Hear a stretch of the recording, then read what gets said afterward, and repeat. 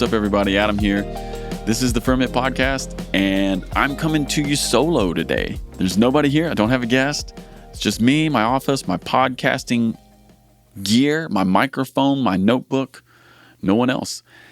And the reason I'm coming to you solo is because, well, there's something I want to talk about, and it comes from some other conversations that I've been having with worship leaders in the last 4 or 5 months. You know, one of the things I do is talk to worship leaders. It's part of my role here with Vineyard Worship. I talk to people who are leading all over the country, and I started noticing a while back that there were some consistent themes that were showing up that weren't showing up before. It's like just something that maybe some people are experiencing, and so I wanted to speak to it a little bit because one of the things I've learned is if it's coming up for a few of us, it's probably coming up for almost all of us. And here's the thing that's been coming up. Many of us are just feeling that pressure, or we're feeling the constraint or the constriction that comes from the unrelenting nature of Sunday. The way in which Sunday is always coming. You know, you go to church, you do worship, you put your guitar in its case, you go home, hopefully you get a nap. That's what I try to do. I try to get a nap. And then you wake up and you're kind of groggy the rest of the day. You do whatever you got to do. And then, you know, you look up and it's Monday and you're back at church and it's staff meeting. If you're full-time staff, if you're not full-time staff, maybe you're bivocational. It's Monday and you're teaching school, or you're working at a nonprofit, or maybe you're running your business that you just started and you're just kind of into it. And then the next thing you know, it's Wednesday and you're finalizing the set list, and then it's Thursday and you're driving to rehearsal. And then suddenly it's Saturday evening at 10 o'clock and you're wondering, did I get all the lyrics in to the pro presenter? I can't remember. And then it's Sunday again. And then it's Sunday again. And then it's Sunday again. And whether you want it to or not, there's always another Sunday coming, and you can't press pause. They just keep coming, and many of us are experiencing this not just as a rhythm, but we're experiencing this as, I would even say, constriction. Many of us are feeling almost like claustrophobic. It feels like, from what I've been hearing, some of us just are experiencing this as a reality that's crushing some of our creativity. We feel stuck. And so today I just want to encourage us, and I want to share with us a few things about thinking more than weekly, or thinking bigger than weekly. And here's what I want to say about everything else I'm going to talk about this podcast. I'm not sharing anything that's particularly profound. I'm just going to name some things so that you can know you're not alone. Okay, thinking bigger than weekly. Here's a few reasons why we don't. We've already talked about the unrelenting nature of Sunday, the way it just keeps happening. So that'd be number one. Number two, I think it's actually related to the way that Sunday just keeps coming, but we can get hypnotized in our weekly routines. You know, Sunday it's like the kick drum. It's like that big downbeat. It's like the one. And by the way, I think that's good. You know, people need rhythms. People need meter to their life, especially the people who are coming to our churches, but even us as worship leaders and pastors, we need that too. But when you work in ministry, you can be so in it that you can just become hypnotized by the routines, and all of a sudden, we're not thinking as creatively, or we're feeling the constraint that the week brings to us, and we're just kind of hypnotized. It's like our brain is just stuck or something. So number one, the unrelenting nature of Sunday.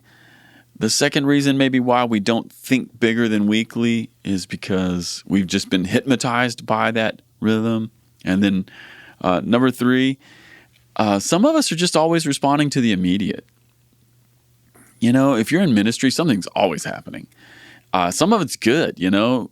somebody on your team is having a birthday, or somebody is having some kind of a breakthrough with Jesus and they want to come see you at your office, or maybe there's a really cool show happening in your city and you're going to go with a couple of friends from the worship band and you're going to go see that show, and that opportunity just popped up, or maybe it's not good. Maybe it's, kind of crummy, because if you're in ministry, you know that sometimes we're at the tip of the spear for people's lives falling apart. Maybe someone who was perfectly fine last week has decided to royally explode their life, and you had some plans, but now you're trying to help someone who's in a really tough spot, or maybe maybe it's none of that. Maybe it's just there was a big rainstorm and all of a sudden you've got a roof leak right over your sound equipment in the auditorium, and you're putting buckets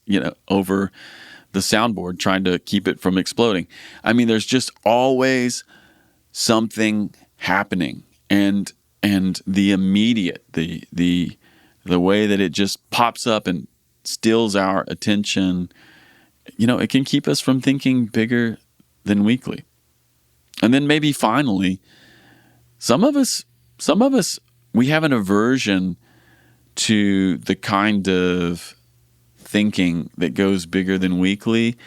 And it's because we're afraid that it's going to steal spontaneity from us. We think if we become people who are planning a little further out or thinking a little further out, that it's going to absorb all the spontaneity out of our life. And sometimes creative types, worship leaders and musicians, sometimes we just love the spontaneity. I know I do. I love the spontaneity. I love when something happens that I didn't know was going to happen.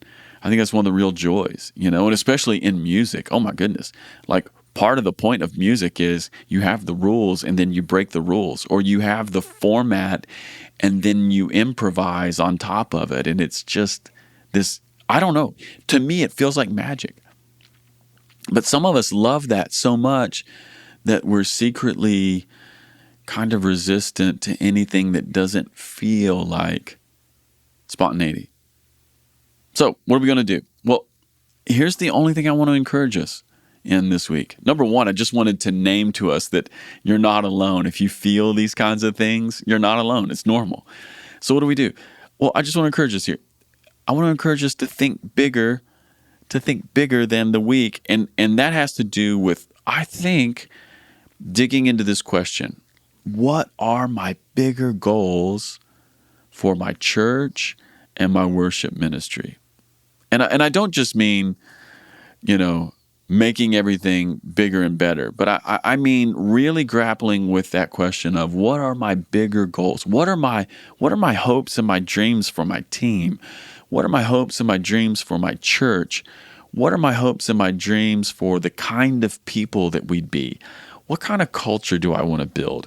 What kind of things do I want to see happen at our church when we worship? What kind of people do I want us to become? What kind of stories do I want to tell? Maybe one of the things that you could do in the next week or two is just get with your core leaders, maybe on your worship team, or maybe your pastor and your leadership folks at your church, and begin to dig in this question. What kind of people do we want to be? What do we want to see happen? What are your goals? And then begin to build into them. Like maybe you want to have a goal of raising and developing leaders. Maybe you don't just want, but you need to raise up a couple new leaders, or maybe you want to raise up some new musicians, and you need to make space for that, or maybe you realize that you need to develop the spiritual side of your team a little bit. Maybe you're all good players, but you don't pray that much, or maybe you just need to get better at your instruments. Or maybe you want to be the kind of church that people just explode and with responsive praise, that when you lead, that there's this connection between what's happening on the stage and what's happening in the congregation. So how do we think bigger than the week? Well, I think we have to dig into the question of, what are my bigger hopes and dreams for my church and the people in my worship ministry? And then, really simply, we have to find ways to schedule it. Just schedule your values. Schedule your values. It's been said that we tend to overestimate what can happen in 1 year, but then underestimate what can happen in 5 years. And I've just found that to be completely true, especially when it comes to culture building and ministry and doing stuff at church. Sometimes we think, I can just snap my fingers and things will be different in a week or two. It almost never happens. However, if I give myself to pressing into these values and these goals over the course of time, it's unbelievable what can happen. And I find that the best way to do that is just to begin to schedule my values. Schedule my values. If you realize, I really have the dream of having a team who's not only excellent in music and excellent in their ability to play, but I want to have a team who loves God and who knows how to pray and who has a heart to minister to the Lord. Well, then you just schedule maybe a worship night, but it's not even one that the whole church comes to. It's just a night for the worship team to come to your house. Maybe you just go and get some barbecue at the local barbecue joint. You feed everybody and you say, hey, we just need to spend some time praying together and worshiping as a crew. And you just make a little space. You put it on the schedule, and the next thing you know, people will come. And not everyone will come because that never happens, but people will come. And then you just look at the calendar again and you put it on the calendar again a few months out. And pretty soon you have a rhythm that's bigger than the immediate 7-day cycle. And you look up and you've gathered the team 4 or 5 times in the last year to pray and to minister to God and to be a different kind of team at your house. Just schedule your values, whatever they are. Maybe you need to raise up new leaders. Just go ahead and put it on the calendar. I'm going to do a couple evenings where I just hang out with my newest leaders, and we hang out at church, and we're going to play some music, and we're going to talk about leading worship, and I'm going to train them in some aspect of leading worship. Maybe they're really good at singing, and maybe they play pretty well, but they don't really know what to do or what to say in between songs. So just schedule a night where you can hang out with them and y'all can practice what you would say in between songs or how to pray in the microphone before a congregation. People just need reps. And if that's your value, then you can just put that on the calendar as well, because the truth is that Thursday night rehearsal is probably not going to get all the work done that you need to get done. So what are your bigger goals? What are your values? Dig into those, find ways to put them on the schedule, and then suddenly you're breaking out of that weekly grind. I want to tell you one story here and then we'll wrap. I'm a pretty active person. I like to go to the gym. I like to ride my mountain bike. Those are kind of the things I do. And in December, I signed up for this trail race. It's called the Yamacraw. It's kind of fun to say. It's in southern Kentucky, right on the border of Tennessee and the mountains. It's really beautiful. And I signed up for the 20K. And as soon as I signed up for that 20K in December, I downloaded a training program, and in January I started running. Now the race isn't going to be till May, but I started running because I want to get in shape and I want to do well. And even though I ride my mountain bike, I don't know if you're aware of this, but mountain biking doesn't really prep you to run. You start running, all of a sudden your knees hurt and your legs feel heavy in a way that they don't normally. And so I signed up for this race, and then I downloaded this training program, and then suddenly I was doing new things in my week that I wasn't doing before.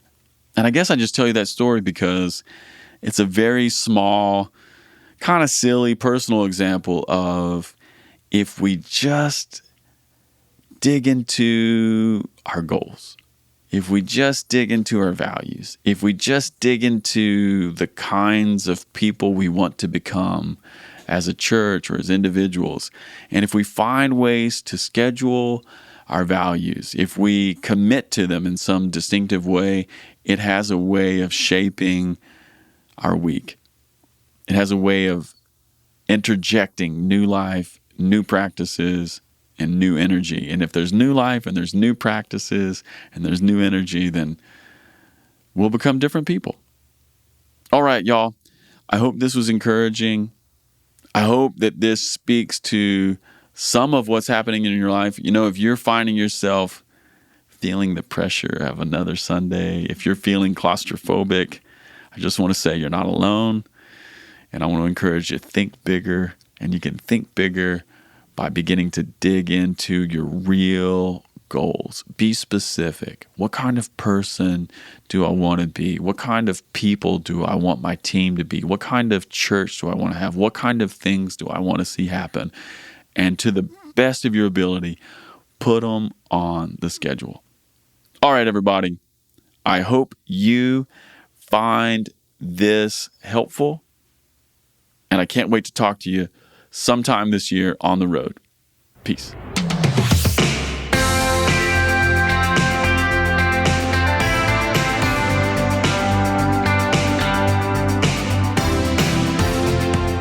Hey everyone, Casey Corum here, producer of the podcast. Thanks for listening. As always, if you've been enjoying the podcast, here's a few ways you can help us. First of all, leave us a review on the podcast platform of your choice. This helps more people find us. Also, connect with us on social media. Instagram at the Ferment Podcast and Twitter at FermentCast. All right, everyone. Thanks for listening. See you next week. Peace.